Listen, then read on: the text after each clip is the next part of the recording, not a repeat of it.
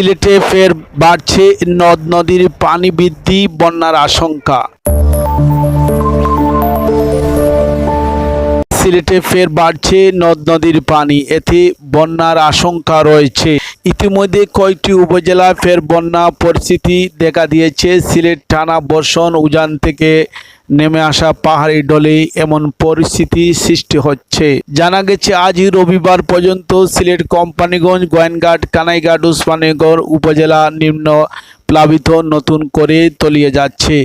এদিকে সিলেটের মধ্যে বয়ে চলছে নদ নদীর পানি বৃদ্ধি অব্যাহত রয়েছে। পানি উন্নয়ন বোর্ড সিলেটের কার্যালয় তথ্য থেকে জানা যায়, সিলেট জেলার 5 পয়েন্ট নদীর পানি বিপদসীমার অবিরত বাড়ছে এই পানি।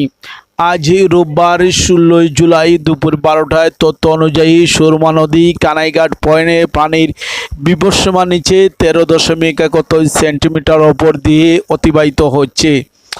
কুশিয়ারা নদী পয়েন্টে পানি বিপদসীমায় 14.98 নিচে দিয়ে প্রবাহিত হচ্ছে। কুশিয়ারা নদী শেওলা পয়েন্টে পানি বিপদসীমা দিকে পয়েন্টে, এতে সারি নদী, গোয়েনঘাট সহ প্রায় সিলেটের কয়েকটি উপজেলায় নদ নদীর পানি বৃদ্ধি পাচ্ছে। বেশ কয়েকটি পয়েন্টে পানি ইতিমধ্যে বিপদসীমা ওপর দিয়ে অতিবাহিত শুরু করেছে।